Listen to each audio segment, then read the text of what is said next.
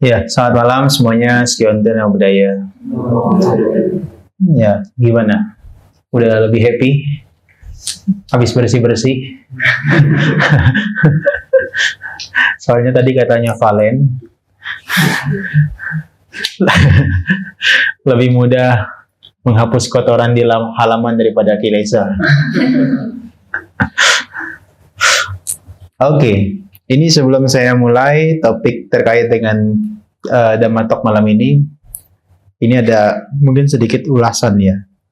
Tadi ada yang bertanya soalnya kenapa harus lidahnya diletakkan di langit-langit gitu ya. Nah ini sebagai pengantar sedikit aja. Jadi kita ini kan sebetulnya kan kalau meditasi musuhnya cuma satu ya. Kegelisahan itu kan. Kegelisahan apakah di badan kita atau di pikiran kita. Nah, maka kegelisahan itu mau sifatnya pemikiran yang positif ataupun yang negatif, itu kegelisahan. Kalau kita meditasi kan berpikir tuh, pikirannya kadang-kadang ada yang positif ya. Seperti misalnya, oh abis ini kayaknya saya harus bikin rencana, saya mau ikut retreat lagi. Ya kan? Saya kalau ikut retreat mungkin nggak yang 3 hari, mungkin yang 30 hari. Itu pemikiran positif. Tapi begitu dia muncul, itu dia gelisah. Atau bahkan yang negatif. Nah, di dalam khotbah-khotbah Tipitaka, itu sebetulnya gimana cara kita bisa mengatasi kegelisahan, itu adalah sebetulnya dengan mengembangkan konsentrasi. Ya, samadhi namanya. Nah, gimana cara mengembangkan konsentrasi begitu ya? Yaitu adalah dengan kita nantinya salah satunya yang saya sampaikan dari kemarin itu adalah meletakkan lidahnya di langit-langit. Jadi teman-teman bisa lihat di sini salah satu cara yang digunakan Bodhisatta Siddhartha ketika masih menjadi pertapa itu adalah ketika di hutan Nuruwela, itu ketika pikirannya liar, nggak bisa berhenti, gelisah banget, bahkan pemikiran-pemikiran yang positif pun ikutan muncul gitu ya. Nah itu adalah dia caranya menekan lidahnya di langit-langit. Ya. Nah, dia ditekan lidahnya di langit-langit untuk apa? Untuk menghentikan berbagai macam bentukan pemikiran. Apakah itu yang baik atau yang buruk. Ya. Karena kalau misalnya itu nggak dihentikan, maka itu bisa menimbulkan nafsu, benci, dan juga kebodohan. Ya, maka caranya itu adalah dengan dia menggertakkan lidahnya dan giginya ditekan di bagian langit-langit dari mulut. Nah, maka caranya ada yang seperti ini sehingga nanti membuat sementara waktu pikiran jadi tenang. Kita fokusnya teralihkan dari pikiran yang mengembara ke lidah yang di langit-langit itu. Ya, dia jadi nggak overthinking lagi. Nah, caranya bagaimana? Kalau teman-teman mau lihat, itu bukan yang A atau C atau D, tapi dia caranya adalah yang seperti ini. Jadi kalau ini kan menekuk ya. Ya kan? Kalau ini menyentuh gigi, kemudian ini diletakkan di bawah seperti kita biasanya. Nah, kalau kita duduknya tegak, dia otomatis lidahnya ada di langit-langit itu. Yang B. Ya, itu sebagai penanda juga, kalau misalnya kita sudah membungkuk badannya, maka lidahnya dia akan turun. Itu sebagai pengingat sebetulnya. Ya, maka nanti kita akan bisa mengamati nafasnya jauh lebih mudah. Itu dilakukan oleh Siddhartha Gautama ketika waktu jadi pertapa. Tapi kalau itu dilakukan terus-menerus, ya setiap waktu, setiap saat dilakukan terus-menerus, lama-lama menimbulkan kegelisahan juga yang lain. Dikatakan di sutta ini katanya, sampai keringatnya itu mengucur dari ketiaknya. Jadi gelisah, berkeringat. Maka itu dilakukan di awal supaya kita jadi tahu, kita udah pas belum duduknya, kemudian bernafasnya, dan cara-cara mengamati objeknya. Begitu ya? Ya, tadi yang bertanya ya, oke. Kemudian ini, satu hal yang perlu disampaikan malam ini. Cara untuk menjadi kondusif di kehidupan meditatif. Udah kondusif belum? 2 hari ini. Udah bisa konsentrasi 30 menit tanpa goyang pikirannya? Masih belum ya? Karena memang kondusivitasnya dia harus dimiliki, teman-teman sekalian. Dulu sekali kalau kita perhatikan gimana caranya untuk kondusif di dalam kehidupan meditatif, itu kan prakteknya kan cuma 3 ini kan, sila, samadhi, dan panya. Maka teman-teman kalau bayangkan sebuah pohon, itu yang paling kelihatan jelas kan yang pertama itu adalah daunnya kan. Dari kejauhan kalau kita lihat sebuah pohon, paling kelihatan daunnya kan. Nah itu daun itu dia adalah manifestasi dari ucapan, perbuatan, dan mata pencarian kita. Maka di dalam praktek temple tour ini, temple stay ini, teman-teman kan mempraktekkan atas sila, sehingga ini silanya itu dijaga, supaya nanti di bagian pohon itu, daunnya itu sudah dipangkas duluan itu. Dipangkas. Jadi teman-teman betul-betul menjalankan 5 sila dan ditambah sila-sila yang lain. Itu sebetulnya manifestasi dari tidak berbuat jahat. Atau jangan berbuat jahat. Kemudian masuk ke levelnya yang bukan lagi daun, tapi dia levelnya batang. Kalau daunnya dipangkas, yang kelihatan kan batangnya kan. Maka kalau teman-teman sudah menjalankan sila, praktek yang berikutnya itu adalah praktek mengembangkan konsentrasi. Nah, itu adalah daya upaya benar, perhatian benar, konsentrasi benar. Itu adalah semua aspek-aspek yang baik dalam pikiran kita dikembangkan. Ya. Nah, nanti makanya kalau ini berusaha untuk dipotong, maka kotoran batin kita yang menengah seperti apa? Keserakahan, kebencian, kemudian ngantuk dan malas, gelisah dan menyesal, keraguan-raguan. Itu kan dia jadi ditekan sementara waktu. Yang saya bilang kemarin temporer, yang ketika buka mata dia hilang konsentrasinya. Tapi selama kita fokus pada objek terus-menerus, baik duduk maupun jalan, 5 rintangan batin itu yang mengganggu pikiran kita itu seperti ditekan, dia nggak muncul. Nah nanti baru teman-teman untuk melengkapi semua yang Buddha ajarkan, bukan hanya jangan berbuat jahat tambah kebajikan, itu kan masih ada akarnya ya. Tanaman kalau masih ada akarnya masih berpotensi tumbuh batang dan daun kan, ya. Sehingga kita sebagai umat Buddha ataupun bukan umat Buddha ya, ataupun non Buddhis, maka kita juga harus memurnikan hati dan pikiran kita, sucikan hati dan pikiran kita. Untuk apa? Supaya kita mengenali nih kotoran batin yang sifatnya laten, dia tuh tidur, seperti tidur, dia ada di akar, nggak kelihatan. Kalau kita lihat sebuah pohon, itu akarnya kan nggak kelihatan. Nah, dia maka harus dilihat dengan kebijaksanaan. Seperti tadi yang saya contohkan, kalau kita lagi meditasi jalan, tiba-tiba matanya pengen melirik, dan kita ikuti. Nah, itu sebetulnya adalah manifestasi dari kotoran ini, kotoran batin. Dia nggak bisa dicabut, nggak bisa diangkat, dan nggak bisa dibakar dengan praktek sila dan juga praktek konsentrasi doang. Dia harus dengan kebijaksanaan, dengan vipassana. Maka ajaran Buddha itu ya prakteknya adalah jadi lengkap. Perdana, moralitas, sila, kemudian samadhi, meditasi samatha itu, ketenangan, kemudian vipassana, kebijaksanaan itu, meditasi vipassana.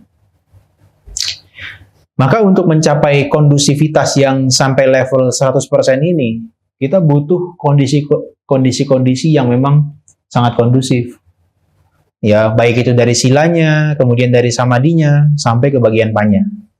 Maka teman-teman dulu saya berpikir untuk kita betul-betul tenang gitu ya, tenang, nyaman, meditasinya. Dulu saya berpikir kayaknya harus pergi ke hutan gitu ya. Dan orang-orang di Thailand juga berpikirnya begitu, kalau biku mau tenang, pergi ke hutan. Tapi sebetulnya nggak begitu ya. Nggak langsung pergi ke hutan. Karena banyak preparation-nya, persiapan-persiapan yang harus dipenuhi.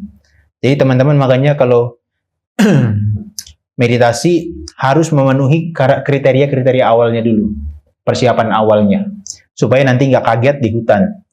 Karena di hutan itu binatang buas, kemudian juga dinginnya alam, kemudian juga sulit kita menemukan tempat yang seperti di wihara ini.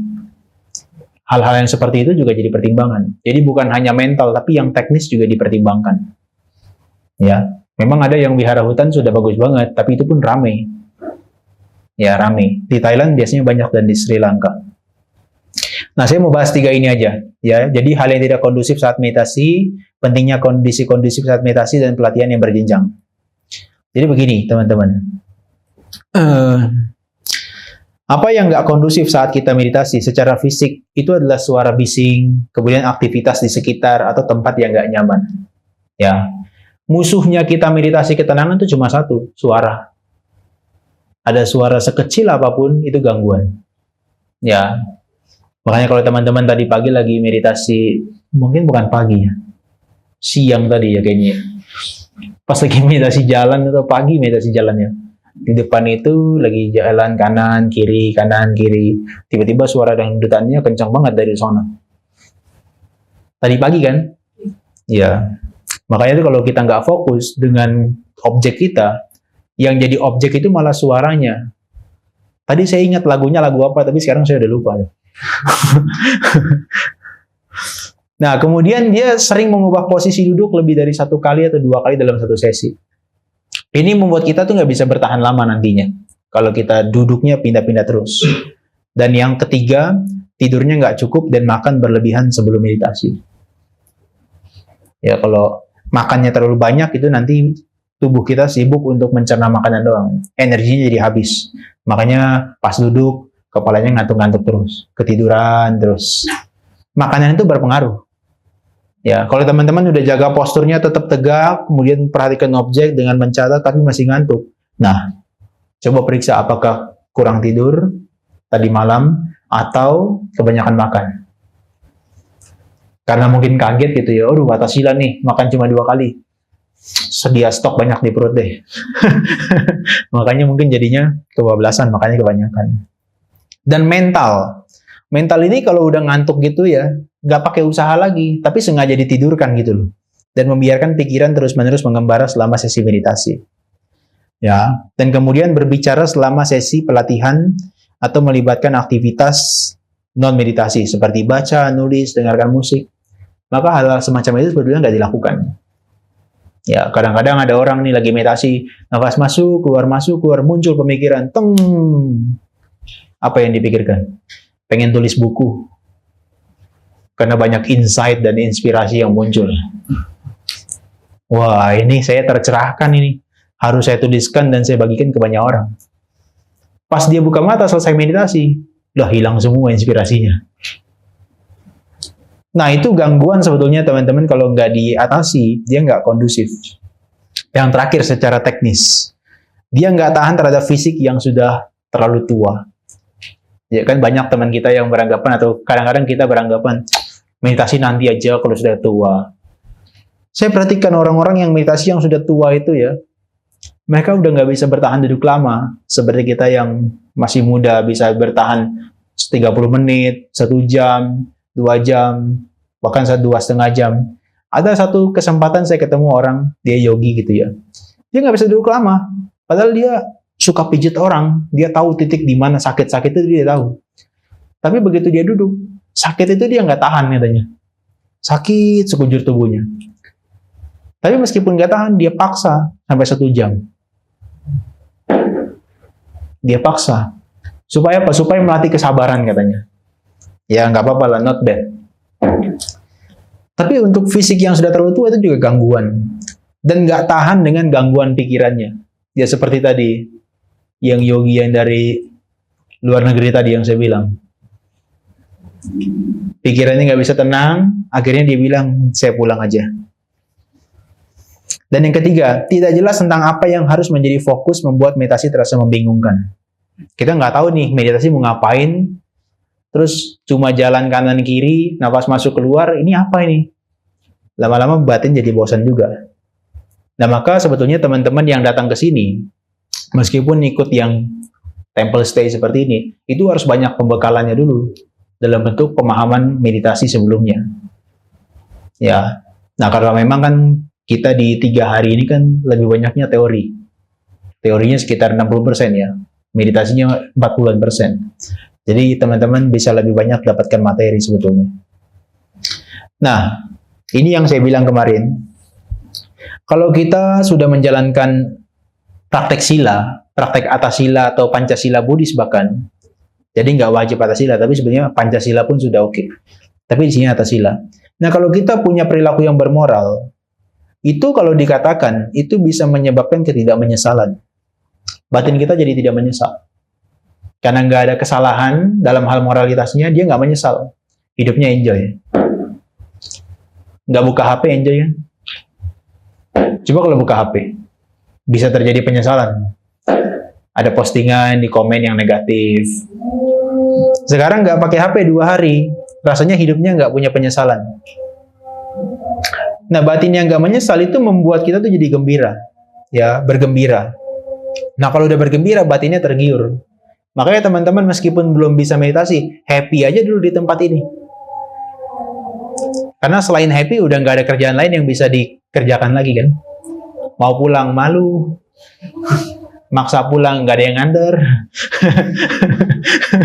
Ya kan? Maka nggak ada pilihan lain selain teman-teman gembira aja dulu, happy dulu di sini, sukacita.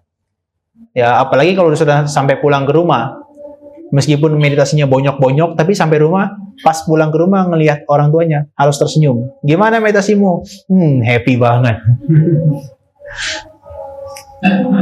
Nah, nanti batin yang tergiur, yang bersukacita, dia akan punya apa? Punya pasadi atau ketenangan. Batinnya dia akan tenang. Nah, kalau udah tenang, teman-teman gimana? Mentalnya jadi bahagia.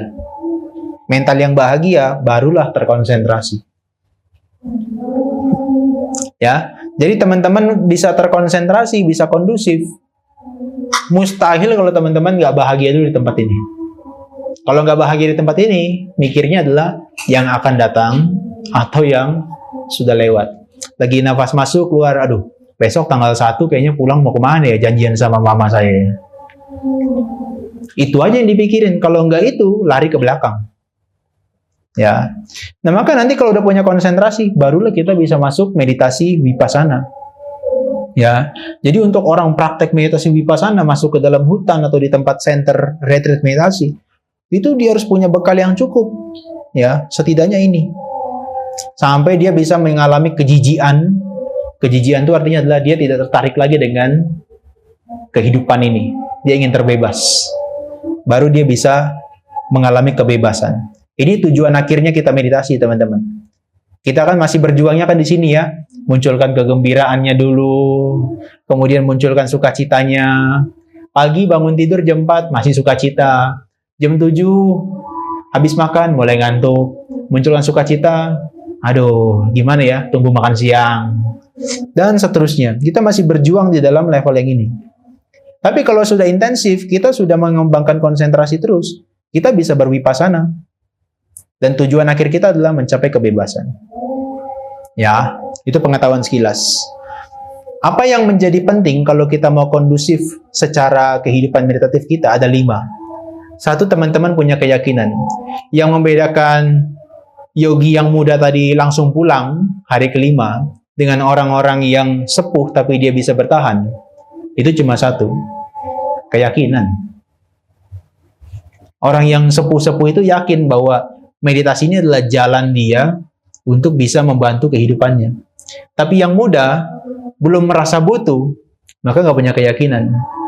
Maka saya sering ditanya, itu siapa ya yang meditasi-meditasi yang datang ke tempat center meditasi? Cuma 2. Orang yang datang ke tempat center retreat meditasi itu kalau nggak sakit fisik, sakit mental. Begitu dia sakit fisik, sakit mental, baru dia betul-betul punya keyakinan yang kuat untuk bermeditasi.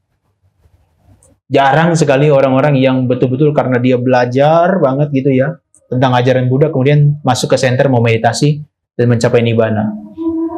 Jarang sekali. Kebanyakan yang saya ketemu, kalau nggak sakit fisik, sakit mental. Pasti itu 2 itu. Dan sakit mentalnya beragam. Ada yang trauma, ada yang gelisah, ada yang cemas, ada yang takut, ada yang apapun lah, benci, ada yang apa tuh,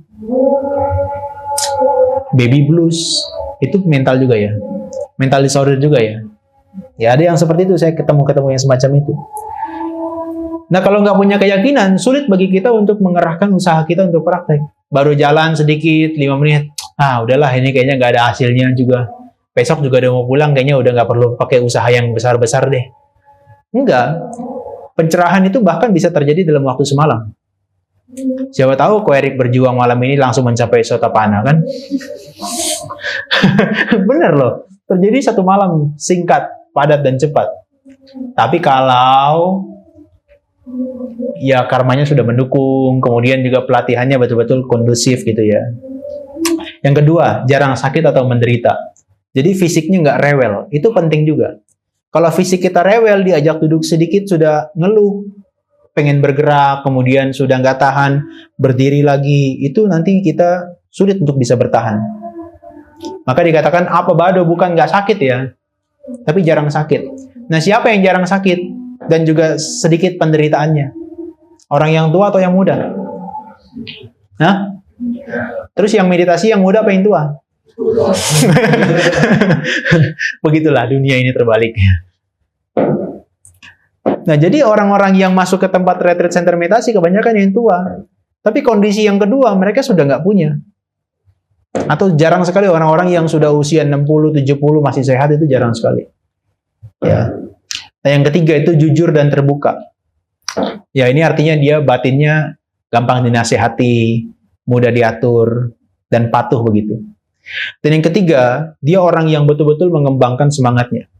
Jadi meskipun dia belum bisa konsentrasi, dia semangat aja dulu. Patuh. 30 menit duduk, 30 menit jalan, 30 menit duduk, 30 menit jalan. Nyata saya dapat bocoran dari kemarin sharing-sharing itu. Ya, di sini kan ada tempat untuk minum, ya kan? Ada toilet. Nanti kalau udah duduk 30 menit, bosan, isi minum dulu deh. Minumnya pelan-pelan, mindful. Habis minum, pengen kencing, ke toilet dulu, mindful pelan-pelan. Ternyata, telusur punya telusur, itu bukan mindful. Mengulur waktu. Saya kira ngulur waktu hanya di sepak bola, ternyata di dalam meditasi juga ada. Ya. Nah, itu kita harus berdiam dengan penuh semangat gitu ya. Baik itu dari pagi sampai malam, semangatnya itu yang dijaga, yang nggak boleh kendor. Kenapa harus semangat? Karena meditasi begitu mengamati nafas, dia itu rileks itu sudah langsung terjadi. Ketenangan itu sudah ada otomatis. Yang nggak ada itu adalah semangatnya. Badan ditegakkan, pikiran diarahkan ke objek, itu yang harus kita kembangkan. Dan dia harus seimbang. Kalau kebanyakan tenangnya, maka ketiduran. Kalau kebanyakan semangatnya, tenangnya kagak ada. Terlalu capek, badannya pegal-pegal semua. Jadi meditasi itu adalah seni menyeimbangkan semangat dan juga ketenangan. Kalau pagi-pagi, apa yang lebih dominan? Tenangnya dominan kan? Maka semangatnya harus dikembangkan. Apakah dengan meditasi jalan atau duduknya dengan tegak. Kalau habis makan, pagi dan siang, apa yang dominan? Tenang atau semangatnya? Hah? Hah? Enggak dua-duanya. Biasanya kalau habis makan yang paling muncul dominan adalah ketenangannya. Udah kenyang, enak banget buat istirahat ya. Maka dimunculkan semangatnya lagi. Nah, semangatnya itu yang dominan tuh hanya kemarin, ketika hari pertama baru mulai. Setelah itu semangatnya hilang, masih ketinggalan di kasur. Nah, yang kemudian bijaksana itu penting juga, teman-teman sekalian. Jadi kalau kita bijaksana, kita jadi tahu bagaimana mengatasi kotoran batin ini, bagaimana mengatasi kotoran batin ini, dan seterusnya. Ya. Nah, ini nggak usah kita cari penilaian, siapa yang bisa tahan lama, nggak usah. Itu yang kemarin aja, udah cukup. Nah, jadi yang terakhir ini, jadi ada 5 latihan sebelum memasuki hutan atau masuki tempat retreat dan 4 tahap lanjutan. Nama sutanya adalah Ganaka Moggallana Sutta. Ini dari kitab Majjhima Nikaya 107. Nah, apa yang 5 itu, teman-teman? Yang pertama, kita harus menjaga moral kita, sila. Oke?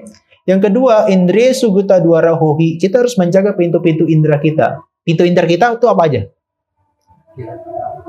Mata, telinga, hidung, lidah, kulit, dan pikiran. Sentuhan bukan indera, sentuhan objeknya. Inderanya adalah kulit. Kulit dalam atau kulit luar. Ya. Nah, kita harus mengendalikan kita harus menjaga pintu-pintu indera kita. Nanti saya jelaskan. Dan yang ketiga ini yang penting ya. Bojane matanyu. Hohi. Matanyu itu menengah. Kita makan dengan secukupnya. Ya. Kemudian tekuni keawasan, jaga riang anu yuto wiharahi. Ya, jadi kita harus dari pagi sampai malam itu alert. Awas. Ya.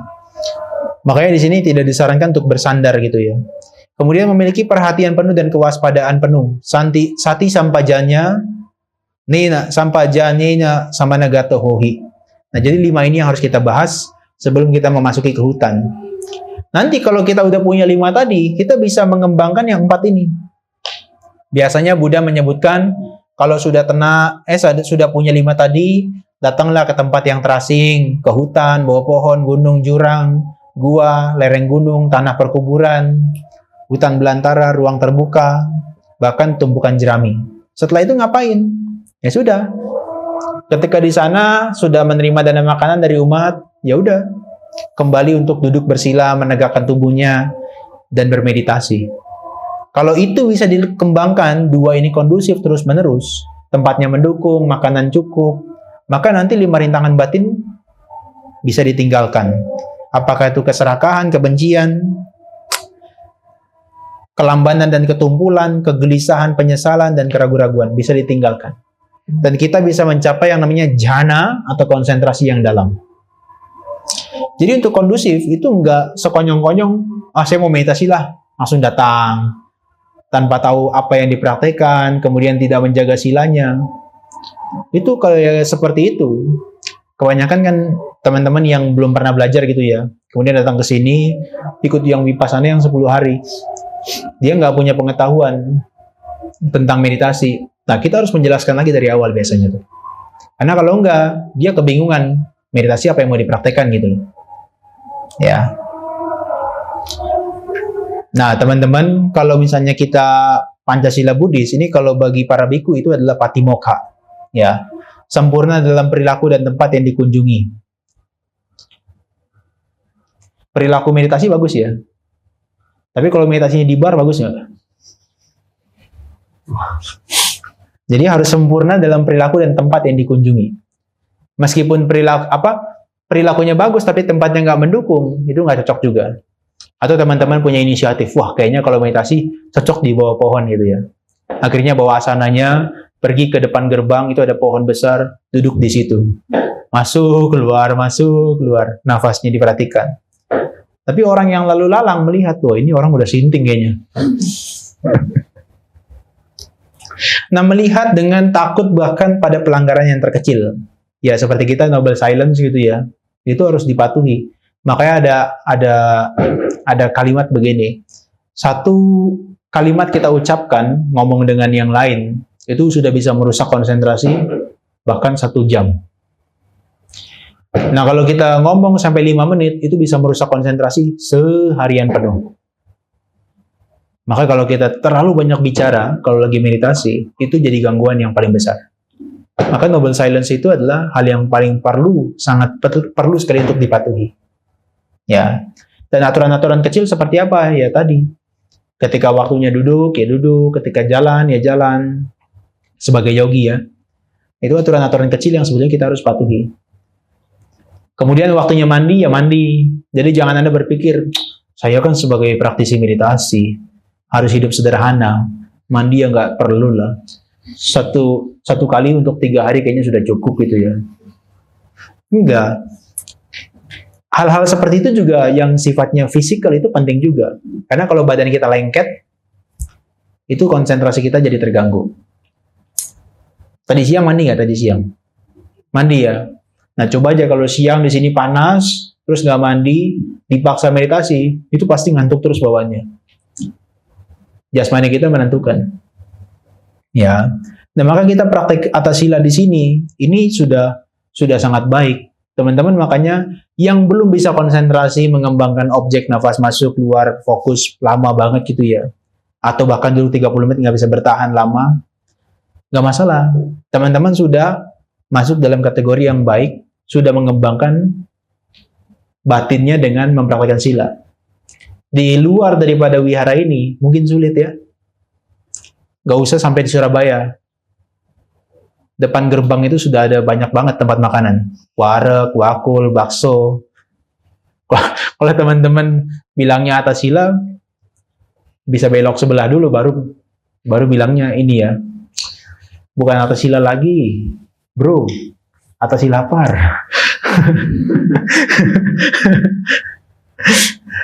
Nah, maka di sini yang cukup kondusif, tempat yang kita sudah setting di sini, itu memang memungkinkan teman-teman untuk gak melakukan apa-apa selain kegiatan di wihara untuk meditasi.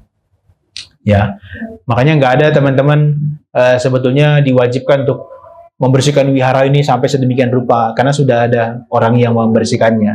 Ya, teman-teman tugasnya hanya meditasi. Yang kedua, pintu-pintu indera kita ini harus dijaga. Kenapa? Di sini dikatakan ketika melihat suatu bentuk dengan mata, jangan menggenggam gambaran dan ciri-cirinya. Tahu nggak apa? Teman-teman kan kalau lagi jalan seperti ini kan, jadi kan matanya kan sorot ke bawah 2,5 meter. Tapi di suatu kondisi ada temannya yang lewat depan. Meskipun lihat sorot ke bawah, matanya ke bawah seperti begini, itu lihat kakinya kita langsung tahu loh, itu kaki siapa. Kenapa? Karena kita udah pegang gambarannya.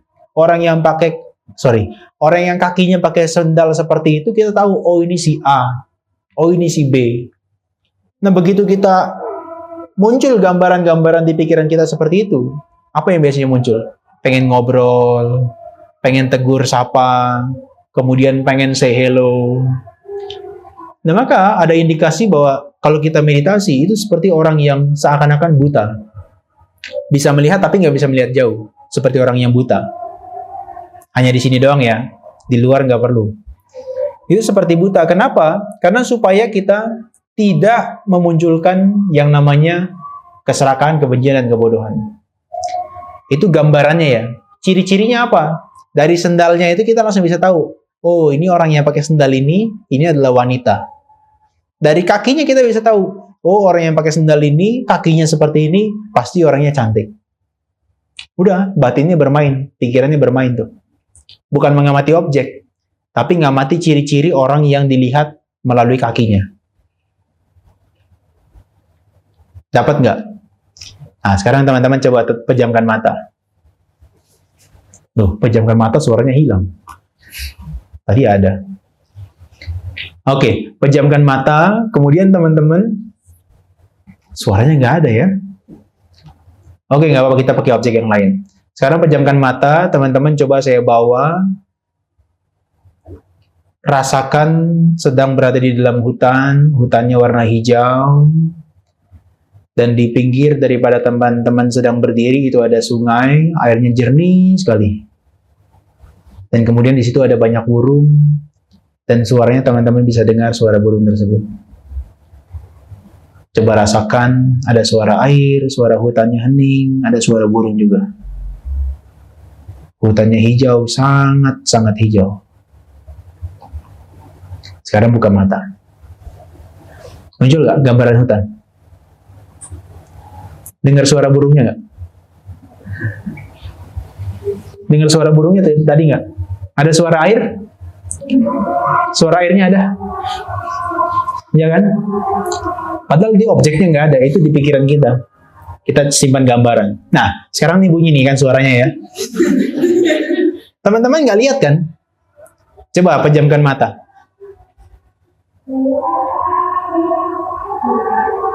Oke, buka mata. Dapat nggak gambaran siapa yang lagi ngomong ini? Wajahnya kelihatan nggak? Bisa meraba-raba kan? Ini anak kecil kayaknya ini yang ngomong ini. Itu gambaran. Nah, dari gambarannya itu kita bisa mendetilkan sampai ke ciri-cirinya. Wah, ini anak kecil, sampai kita bisa bayangkan, kayaknya rambutnya dikunjir. Nah, ini temannya. Karena suaranya lebih besar gitu kan. Sampai kita bisa memperhatikan sedetil itu. Padahal kita nggak lihat. Di otak pikiran kita tuh seperti ada gambarnya gitu. Oh, ini bukan temannya, sini orang tuanya kayaknya. Nah, itu makanya teman-teman ketika indera kita nggak dijaga, dari mata, telinga, hidung, itu bisa memunculkan kotoran batin. Ya, Makanya teman-teman ketika jalan kanan kiri, kan matanya harusnya fokusnya ke depan. Tiba-tiba udah lewat pagoda sini, tiba-tiba ada objek yang menyenangkan. Ada pohon, ada tanaman, dilirik sana sini. Lihat tanamannya warnanya apa? Wah, ini kayaknya tanaman yang saya suka nih. Muncul pemikiran, besok kalau saya pulang, saya petiklah ini bunganya. Sampai seperti itu. Dia berkembang biaknya sampai seperti itu. Makanya wajar kalau pikiran kita tuh ketika meditasi, nggak bisa di-stop gitu loh. Karena dalam keseharian kita lepaskan, dan bahkan dalam keadaan meditatif, pintu-pintu indera kita tuh kita nggak jaga. Maka dengan demikian, kondisi jahat yang tidak bermanfaat berupa ketamakan dan kesedihan akan menyerang. Kalau kita pengen banget, kita jadi tamak kan, kita pengen memilikinya. Tapi kenyataannya kita masih meditasi, nggak bisa petik bunga di sana. Aduh, betapa sedihnya saya. Tapi besok saya coba lagi lah, kalau udah selesai meditasinya. Sampai seperti itu. Nah, nanti teman-teman kalau misalnya ada waktu retreat, dicoba kalau udah hari 6, hari 7. Biasanya tuh tantangannya udah cukup besar.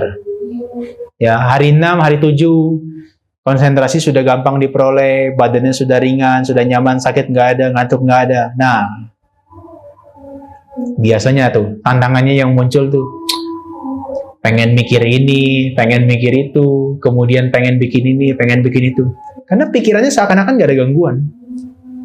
Dan sambil dia berpikir, sambil mengamati objek, itu bisa dilakukan.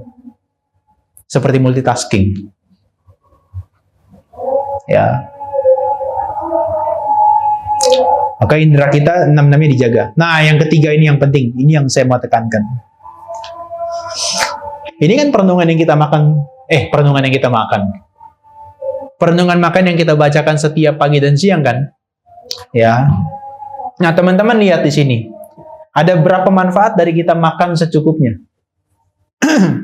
Coba dihitung.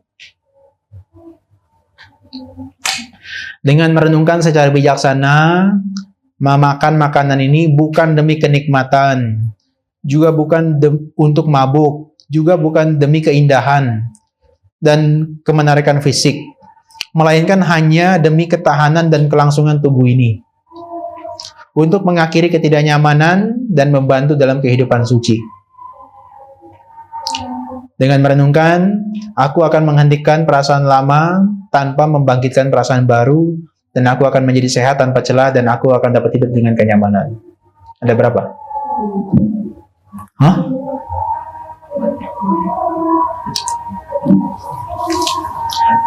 Ada 8. Nah, jadi dengan kita makan dengan bijaksana, kan bahasa palingnya, patisangka yoniso pinda patang pati sewami newa dawaya. Nah, dawaya itu adalah demi kenikmatan. Tahu ya, makan demi kenikmatan.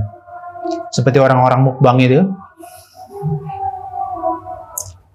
Ya, Anda jangan tiru, meskipun di situ juga lauknya banyak. Nanti Anda ambil sendiri, Anda mukbang. Nah, itu hanya ambilnya kan sedikit demi sedikit kan.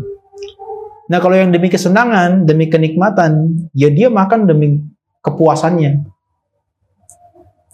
Demi kepuasannya. Nah, kemudian juga dikatakan newa dawaya namadaya. Mada itu artinya mabuk. Mabuk di sini bukan karena kebanyakan makan, kebanyakan minum, kemudian jadi mabuk, bukan. Kita sebagai praktisi meditasi, makan secara madya, menengah, itu adalah supaya nggak mabuk, dalam arti tidak mabuk arogansi dan ego. Oh, saya biasa di Surabaya makanannya harus ini. Kalau makanannya apa tadi? Sayur nangka, nggak bisa ini. Ganti. Nah. Oh, saya biasa kalau di Surabaya, minumannya harus ini. Kalau cuma air putih, saya nggak bisa nih. Ya. Nah, kecuali karena masalah medis, itu dimaklumi. Tapi kalau hanya karena keinginan, itu nggak bisa. Makanya para samanera dan juga biku setiap kali makan kan baca itu kan.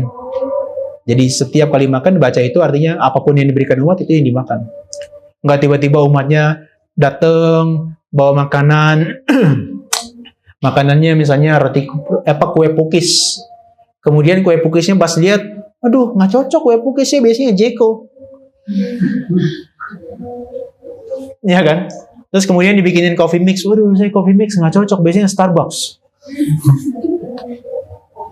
Nah itu mabuk arogansi. Kemudian ngomong, wah saya kalau makan nih harus proteinnya tinggi, harus pakai king crab. Ya, itu jadi mabuk arogansi ya, teman-teman sekalian ya. Nah demi keindahan, artinya apa? Newadawaya namadaya, namandanaya ya. Namandanaya itu seperti keindahan tubuhnya. Oh saya harus makannya tuh sedikit aja, supaya nanti saya jadi tirus pipinya, supaya saya jadi langsing. Nah itu adalah bagian daripada namandanaya. Kalau yang cowok apa? Saya makan proteinnya harus banyak, karbonya dikit aja supaya berotot.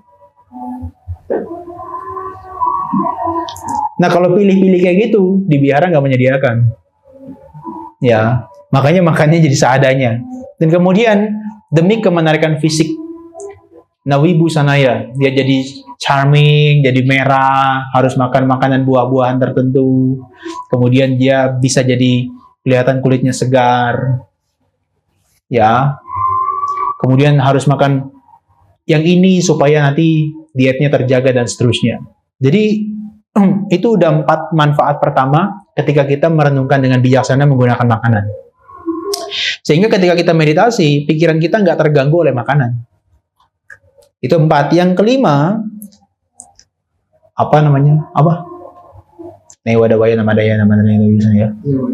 Ya wadewaya imasa kayasa titiya. Imasa kayasa titiya. Jadi supaya imasa itu adalah ini, kayasa itu adalah tubuh. Supaya tubuh ini bisa titiya, bertahan. Supaya tetap berdiri. Jadi teman-teman kalau nggak makan, tubuhnya udah nggak berdiri lagi. Ya, jadi makan itu hanya untuk supaya tubuhnya berdiri. Ya, kemudian apa? Yapanaya.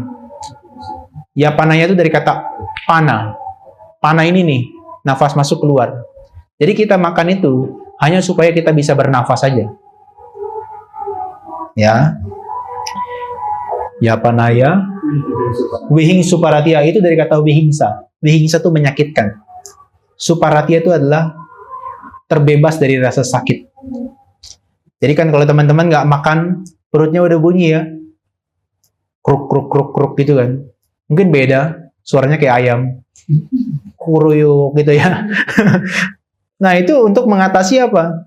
Kita punya perasaan yang menyakitkan itu yang diatasi. Wihing suparatia. Ketujuh ya. Yang terakhir yang paling penting, Brahmacharya Nugahaya.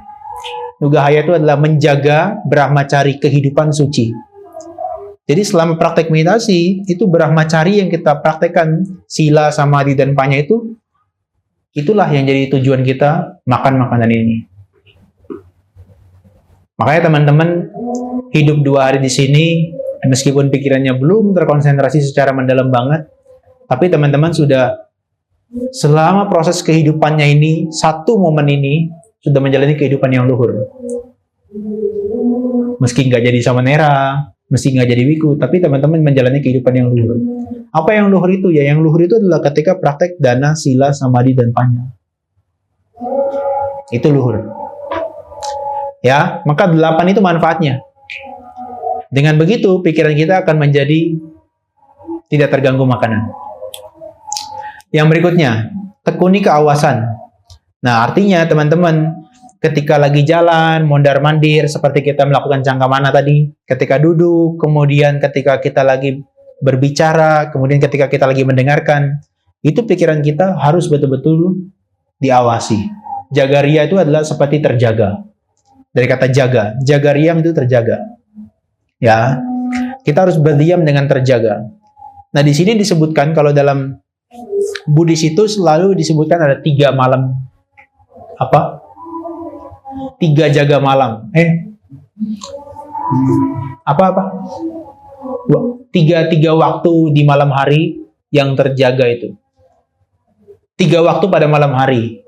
Itu adalah mulai dari jam 6 sampai jam 10, 6 sore sampai jam 10, kemudian jam 10 sampai jam 2 pagi, jam 2 pagi sampai jam 6. Ya.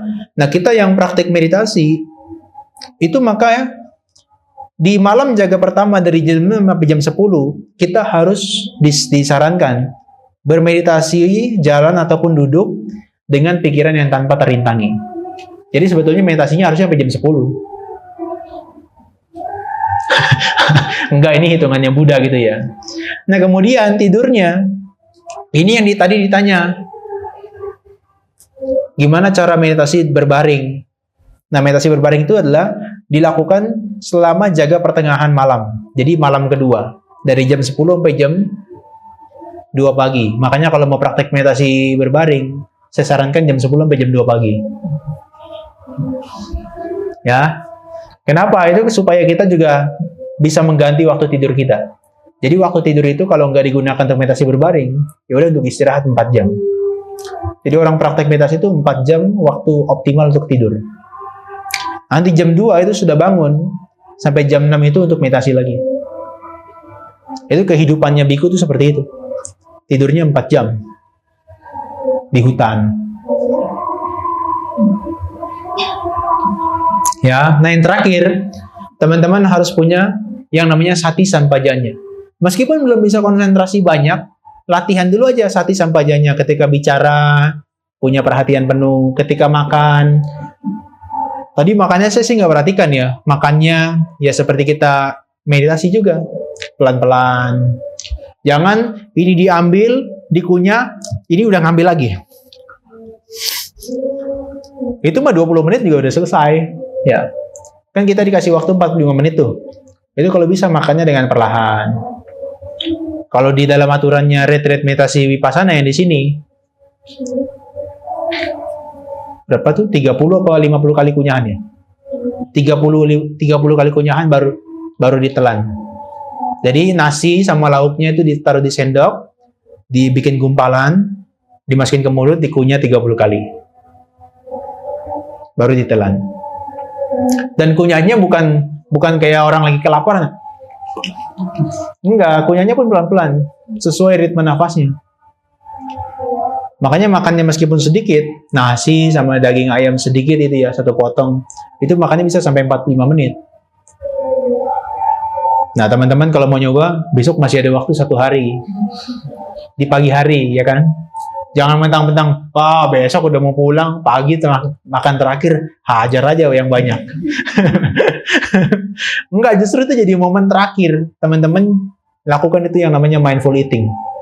Jadi, ketika tangannya itu lagi menyendok makanan, yaitu fokus tangannya menyendok makanan, kemudian dimasukkan ke mulut, sendoknya taruh dulu, baru dikunyah.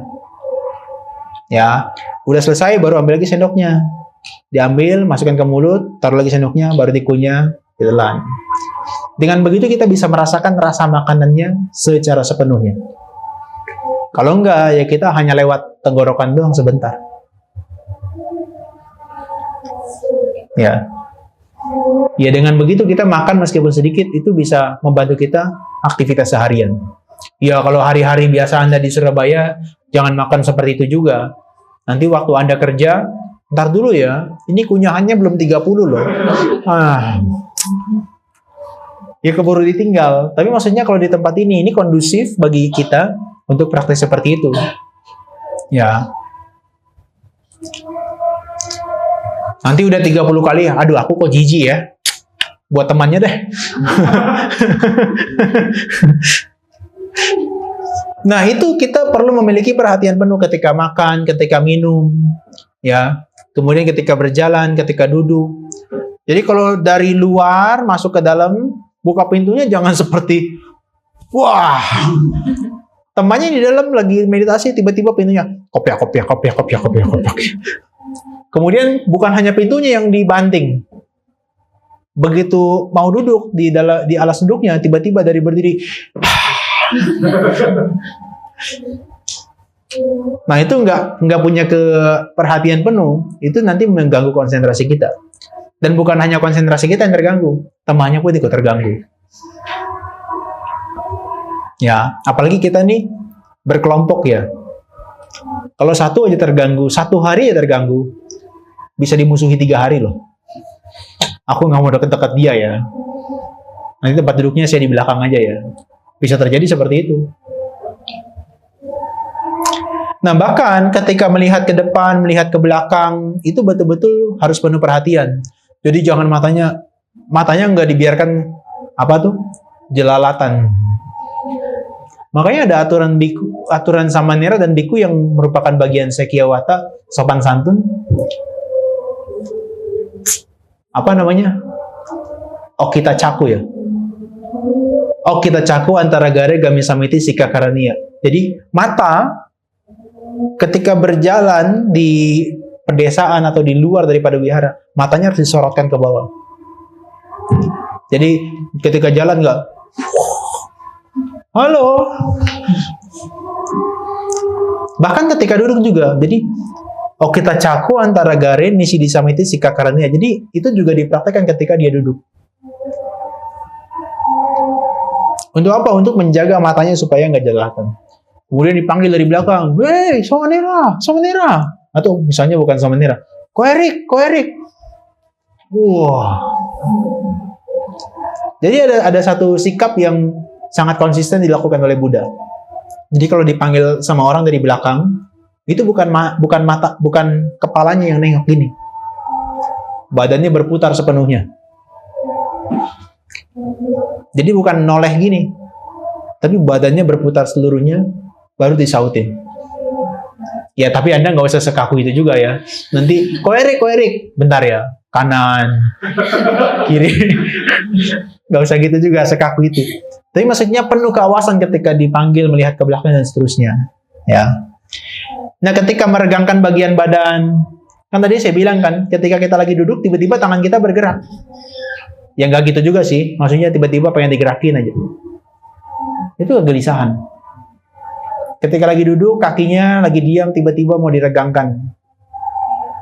Nah, itu kalau kita nggak waspada, itu adalah kegelisahan. Ada kotoran batin di situ. Nah, ketika mengenakan jubah, seperti Anda pakai pakaian gitu kan, kemudian pakai jubah, pakai celana, kemudian ketika mengambil makanan, itu harus penuh perhatian. Pelan-pelan. Ketika makan, minum, mengunyah, dan mengecap. Nah, ada ya aturannya ya, yang di Samanera ketika mengunyah makanan, mulut tidak terbuka kan? Oh, kok Erik hafal ya? Hafal ya? Udah lupa ya? Ya, jadi ketika mengunyah makanan, itu mulutnya tidak terbuka. Kalau kita kan enggak ya, sambil makan. Ya, kemarin itu ada. Kenapa begitu? Nanti ini jadi keluar gitu loh makanannya. Dan nggak etis. Jadi ketika dia makan, bibirnya tuh menutup sepenuhnya. Ya. Kemudian di sini kewaspadaannya itu kelihatan nggak di sini? Bahkan ketika buang air besar dan buang air kecil. Besok kita kalau buang air besar sambil menghayal mengubah dunia gitu ya. Wah, kira-kira apa yang bisa saya ubah ya? Buang air kecil dia juga betul-betul terjaga. Nah, maka ada aturan bagi para biku itu dan juga samanera, ketika dia buang air kecil, nggak usah dibayangkan, ini cuma cerita doang. Ketika dia buang air kecil, dia harus dalam kondisi jongkok. Makanya Anda nggak pernah lihat ada biku dan samanera ketika di WC umum dia kencing di urinoir. Dia kencingnya di dalam di dalam biliknya kan, karena dia harus jongkok atau duduk. Ya benar itu. Ya, tapi Anda nggak usah praktekkan juga. Saya mau coba lah kayak biku lah, kayak samanera. Kencingnya jongkok. Yang cowok maksudnya. Ya, jadi ketika berbicara terjaga, kemudian juga mau tertidur, itu betul-betul terjaga. Nah, ini aja dulu dipraktekkan, 1-5 poin itu. Mulai dari kita menjaga sila, indranya dijaga, makan secukupnya, kemudian punya keawasan dari pagi sampai malam, kemudian melatih perhatian penuh dan kewaspadaan penuh. Batin akan lebih lembut, batin akan lebih mudah dikondisikan untuk terkonsentrasi. Maka repot banget kalau orang yang nggak pernah meditasi tiba-tiba datang ke sini dengan berbagai masalahnya, saya pengen tenang. Wah, repot sekali tuh. Mungkin cara-cara teknis yang kemarin saya berikan bisa membantu, tapi hanya 1-2 jam. Berikut-berikutnya dia akan gelisah dan bosan. Karena batinnya dia belum terbiasa dilatih terkait dengan 5 ini. Tiba-tiba pengen tenang. Wah, umat Buddha aja kalah itu ya.